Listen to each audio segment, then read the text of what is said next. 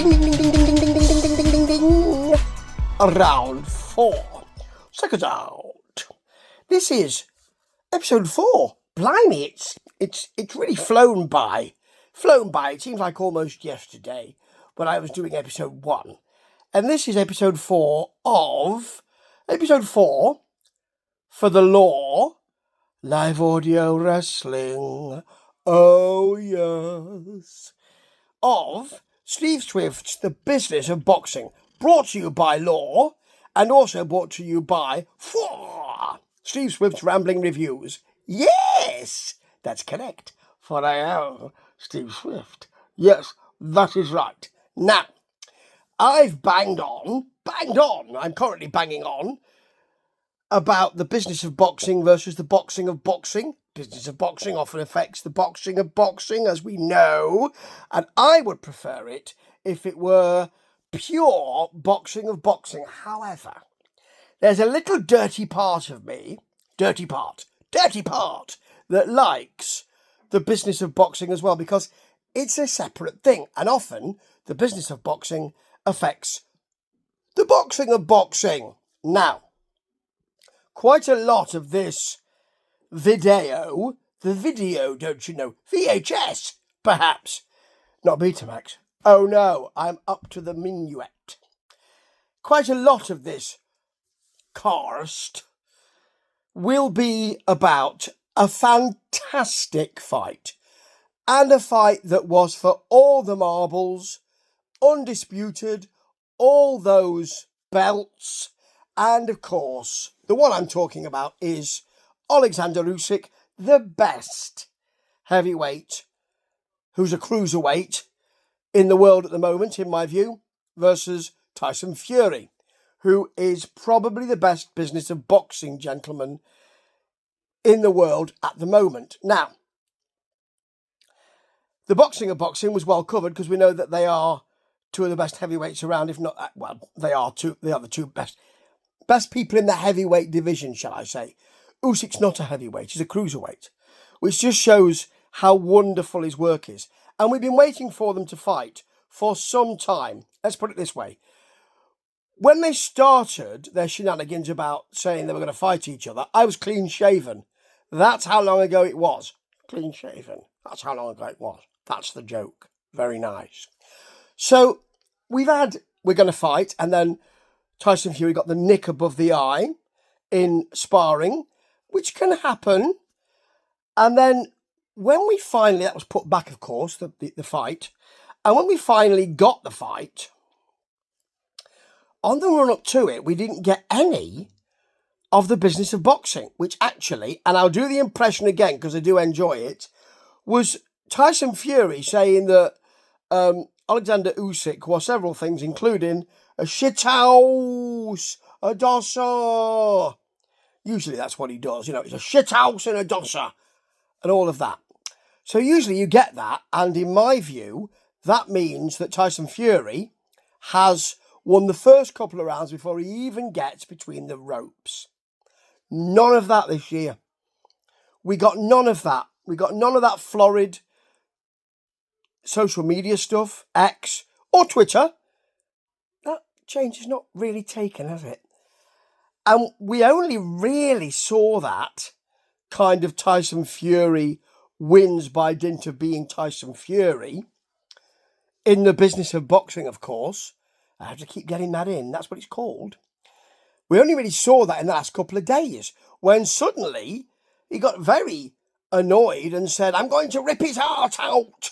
I'm going to eat his children with a bit of balsamic vinegar on a kebab roll. He didn't say that, but that kind of thing.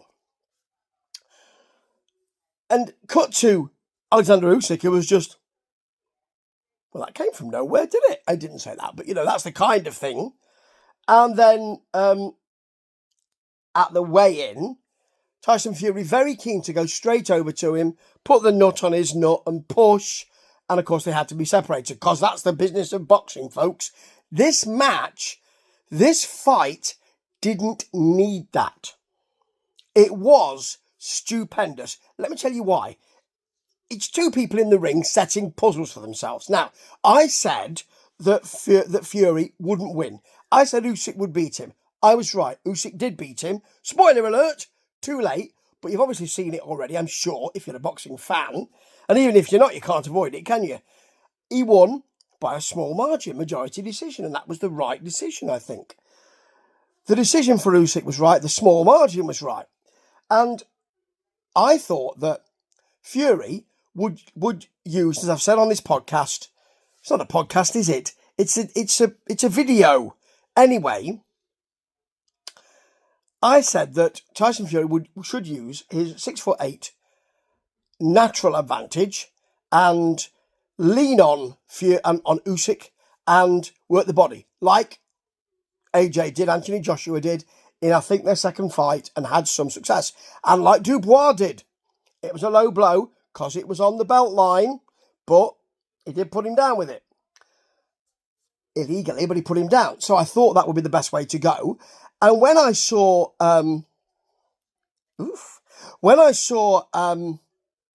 that Fury had leaned down, I thought, you're surely not going to dance with him, are you? Fury, you're surely not going to dance with him. You're not. That would be a very bad idea, because Usyk is the best boxer in that way in the world, I believe. Certainly in his weight class. But he didn't do that. He surprised me. He used his natural reach advantage to keep on the outside, and he set a puzzle for Alexander Usyk, which is, try and get close to me, you danseur, you shithouse, etc. And with that, and the difficulty of getting close to a man who is he looks lethargic in the ring. He looks like he's not really on his toes, he's flat-footed. That's what Fury looks like, but he's difficult to hit because he's got a turned away body, and a bit like Adrian Broner used to do, but a bit turned away. And if Fury doesn't know what he's going to do next, then how can Usyk? Now, Fury won by a very small margin. You could have given those rounds to Usyk as well. He probably won those first few rounds. Close, though. And I thought that, I think it was the fourth, or was it the fifth? He had Usyk in trouble. And a lot of people have said, including Lennox Lewis, why did he grandstand? Why did he do all the kind of stuff? Because, as he said at the press conference, Tyson Fury, I thought I was on top. I thought I was bossing it. I was enjoying myself, having a good time. Well, he wasn't having a good time after about the sixth round, because Usyk solved the puzzle. He was set the puzzle by Tyson Fury, which is, how do you get close to me now then? Well, you take your courage in your hands and you up the tempo and you get in and you cut that space. And that's what he did. And he bossed it, I believe, from then on. Usyk, apart from the 11th and 12th, he bossed it. And he had, it was faster, he was in and out quicker. I thought that Fury was okay, but nothing special. And I thought he was made to look a bit ordinary. And I thought that in that eighth round, when there were a couple of, well, it's a promo, not a promo, a combo, not a promo. That would be different. I'm gonna hit you with these two punches. There's a promo for you. A combo. He hit Tyson Fury, who then didn't want to fall down, and so pinwheeled, along all, I think, of the ropes in all of the sides of that ring, and then was given a standing 8 because, yes, as people say, well, he didn't touch down, did he? No. Well, the rules say that if it's only the ropes who are holding you up, you can be countered. It was a superb fight. Fury came back. He won that 11 and 12th, just, I think, and I thought that Usyk just shaded it. It was a great fight. That's the boxing of boxing. Well done. And I thought we've got another fantastic thing to talk about. 5 matches in 2 weeks that have been brilliant for the boxing of boxing. And then Fury spoke afterwards. And he said he wants to thank Jesus Christ for this great fight. I want to thank Jesus Christ for my successes in the ring. And we did the best fight we could. We did as well as we could. That's all great. And Ukraine's at war at the moment, and sometimes that affects people's sympathies. or words to that effect, implying that this is a sympathy vote for Usyk. He maybe didn't think that, but he had the opportunity. It did sound like sour grapes, and that's only after the fight. So, in the press conference with Frank Warren, both of them being lovely, and I have to say, Tyson Fury being so lovely and being so open and easy, and Usyk in the hospital, apparently, for a CT scan on his jaw. Fury being so kind and nice and lovely. He was asked specifically about that comment, and he doubled down on it. He had the chance to say, well, we say a lot of things after a fight. I just lost a very close decision. He could have said that. People would have gone, oh, fair enough then. But he didn't. He said, well, I'm not going to say anything more about that. You've just doubled down on the discussion around, on perhaps looking like it's sour grapes and that you think it's sympathy. Sympathy. Go on, give it to him. His country's at war. Go on. Oh, go on, then I was going to give it to Fury, but now you say that. And that overshadowed the boxing of boxing for Fury. Because people were talking about that, not the great fight that he just had. Usyk remains quiet and wonderful and emotional and superb and has a sense of propriety. Tyson Fury is Tyson Fury. And we love it, don't we? And I'm talking about it now. And they will fight again, apparently. Do I want to see it? Well, actually, I don't think they will fight again. I really don't. I think this has taken too much out of both of them. But that was a superb fight. Just a shame that that's what we had afterwards. But that's the business of boxing, ain't it? Now, talking of sour grapes, Devin Haney. He must have instructed, because his lawyer's not going to say this on his own, is he? He's not going to wake up one day and say, I know. I'll suggest that my client, Devin Haney, should have the Ryan Garcia fight. Yes, it's the Ryan Garcia fight, folks. The gift that keeps on giving. I'll suggest that loss is expunged from the records. He didn't just wake up one day and think that, did he? Surely not. So he's been directed, I would have thought, by Devin Haney's camp, who are saying that should be expunged from the records. Of course, Devin Haney lost and was put down 4 times. I think it was 4, wasn't it? And won a majority decision, close decision. But has now had an A sample which tested positive for ostarine, and will have his B sample. He's provided the B sample, as Ryan will have it tested tomorrow, 22nd of May. That dates this, doesn't it? 22nd of May. So, a bit previous for Devin Haney and his team, and his legal team even, to say, well, let's have that expunged. Bit previous. And we need to wait. You probably need to wait. And then if it does come back, then say, there's a reason. I think there's a reason that this should be expunged. Also, it looks like, I don't know exactly, but it looks like he's saying, and he had a weight advantage. Well, we all know that. He had a weight advantage just before the fight, which was weeks ago. It's not as if Devin Haney just thought, hang on, he had a £3 weight advantage, didn't he? I've just realised. No, I think you probably realised just before the fight, didn't you? You didn't fight for your title. You got $1.5 million back. He beat you on the night. I don't think I've said he probably won because A, you weren't up for the fight because there was no title at stake. B, he's got a weight advantage. But really, this doesn't look good to say, well, I want that loss to go because it should go. At least wait for the sample to come back. Okay, this is the business of boxing, isn't it? Ryan Garcia. Okay, he's every week, isn't he? He's every blooming week. This time, there's 2 things. The first thing is, the Devon Haley. And the second thing is his tweets to Claressa Shields about how they should have babies together because they would be super babies or some such matter because he's a great boxer. I don't think it's having any of the messages that she was a great boxer. She is. I think he just said he's the best boxer that's ever lived or something like that. We'd make great babies. I don't know if it was just, I mean, she took it in good part, but it's not massively appropriate, is it? And it just, she said, one of her messages, one of her replies was, you need help. Now, in a kind of joshing way, but that's possibly it. Ryan Garcia can't stop.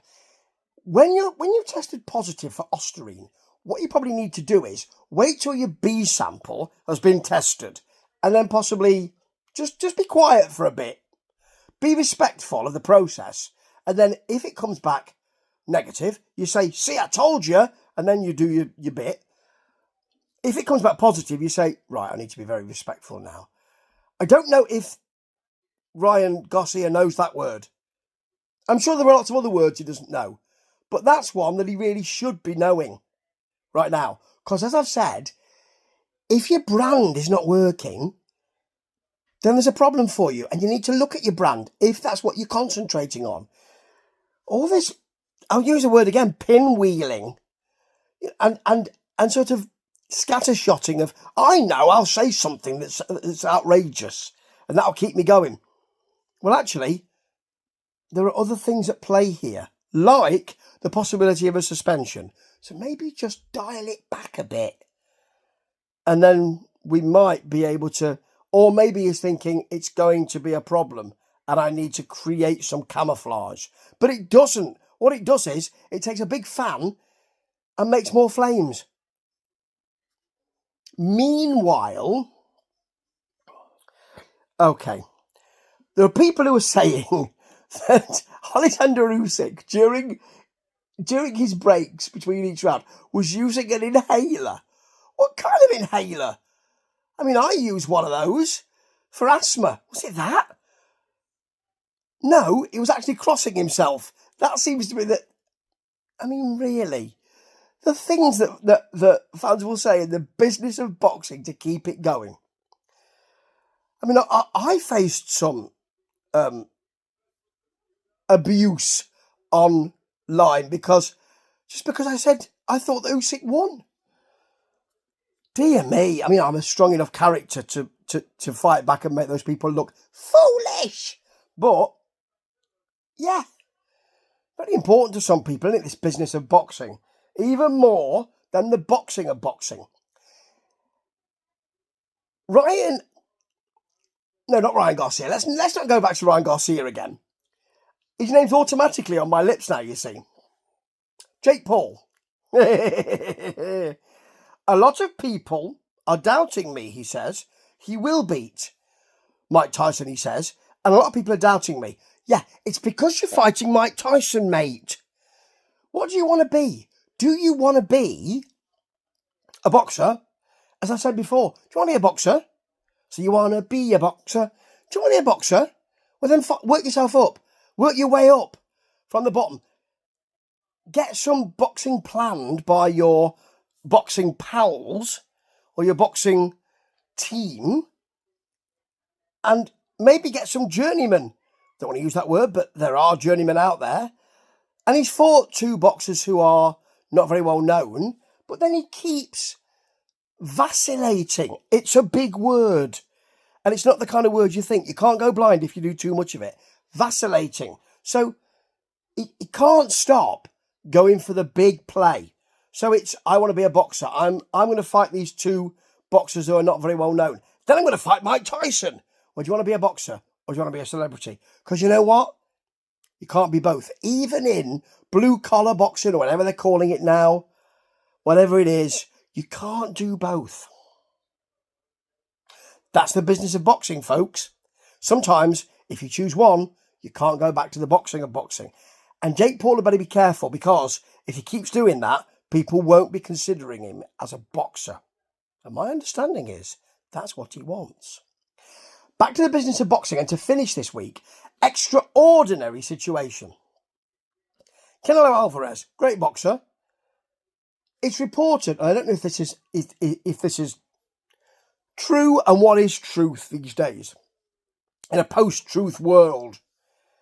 It's reported that he is saying, well, I don't know if I want to fight my number one contender for my IBF championship, William Skull, who is 22-0 and looks to be quite tough. I don't really want to. I'll choose who I want to fight. What do you mean? What do you mean? I mean, the IBF can be quite tough as well, so they may well say, see ya, although there's money to be considered. There's Cinco de Mayo money to be considered. There's Canelo Alvarez t-shirts and pay-per-view buys and all the rest of it to be considered. So they have to be careful. But to say, I'll just choose who I want to fight, and I haven't seen him fighting David Benavidez, have you? So to say, I'll just choose who I want, is basically, you've got to be careful with your brand as well. Because at some point, someone's going to say, just a minute, he's your number one This guy, Mr. Skull. Maybe you thought, I'm not fighting someone called Mr. Skull. Blimey. I mean, he's your number one contender for the IBF championship. So, you might want to consider fighting him. And at some point, someone's going to say, well, hang on a minute. We've not got to Bum of the Month Club or anything, but really, if you're the best in the world and you say you want to be fighting the best in the world, don't you? There's that to be considered. There's always your branding to be considered. It's the business of boxing, and it affects the boxing of boxing. And so many boxers just don't understand that. But if they keep listening to this, they very soon will. Ta-ta.